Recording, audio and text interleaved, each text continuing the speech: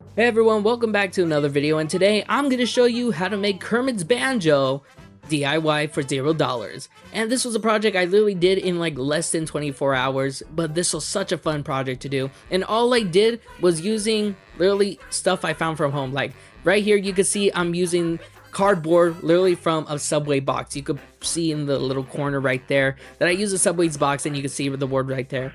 All I did was I traced it. I literally eyeballed this whole project, and I realized how much I did not need to use a lot of the cardboard itself, but it's a good thing I kept it around, so I need to use it for later on. But as you can see, I'm building the base layer of the banjo itself. I did use a blank piece of paper to make that the banjo circle, the banjo base.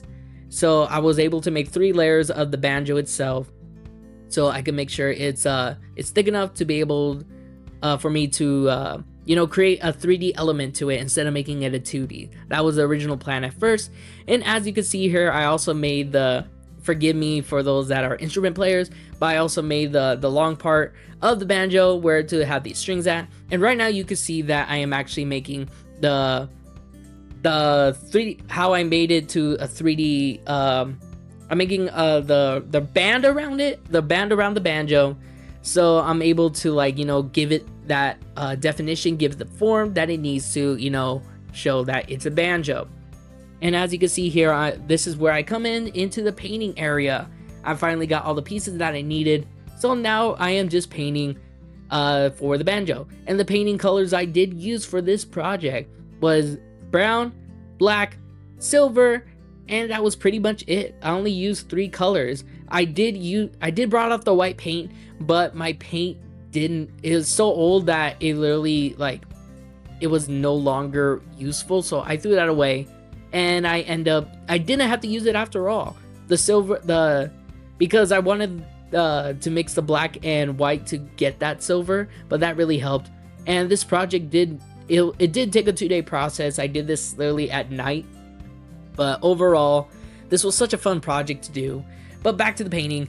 I did paint it for I did paint the banjo, obviously, and as you can see, I am painting the surface black. And because my brown paint that I had was a light brown, I was able to use that brown paint to mix it with the black, and I did not use a lot of brown. I gotta stretch, I did my brush in the brown paint, and I was able to light brush it to give it that wooden texture that you see on banjos, and I'm pretty sure that's what they're made out of. But it was such a pretty cool process, and as I was doing this, it did take not slow, but a fast process for the paint to dry, which I was pretty amazed of. And also to say that I did use tape for this. I used tape and hot glue when doing this project, and it took a lot of tape, but not too much for me to run out, which I'm glad for.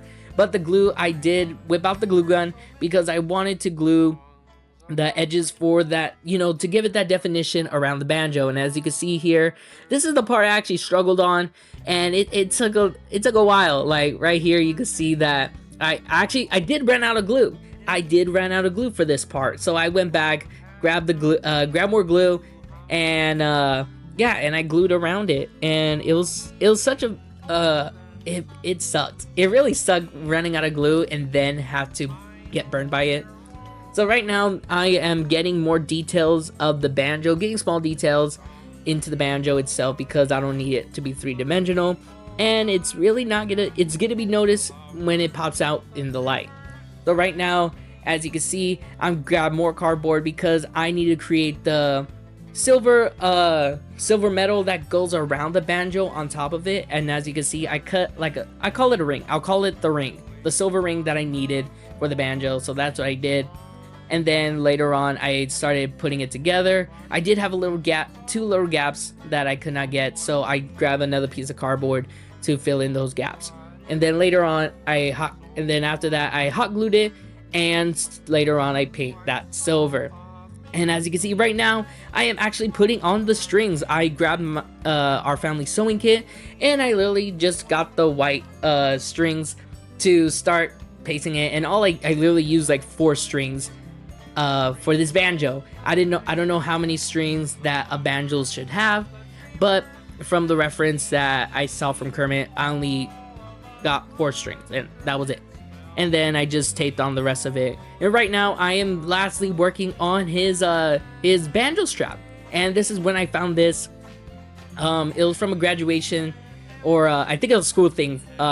So I used this strap, and it really came in handy because if you look at Kermit's banjo, when Kermit has his banjo, he has like it's different colors, and it's like a different one. So I was so happy to find this, and right now I am now putting it on Kermit, and it's looking so amazing, like seeing myself putting it on Kermit, because I've been wanting to Kermit have a banjo, but also I do want to do a cover of Rainbow Connection with Kermit, and how can I do that without his banjo? And here is the final look, and oh my goodness, it turned out better than I expected, and knowing this is such a DIY project, and as you can see, here is Kermit now playing with his banjo. And if you guys did enjoy today's video, drop a like, share this with friends and family, and let me know what DIY projects you want to see next.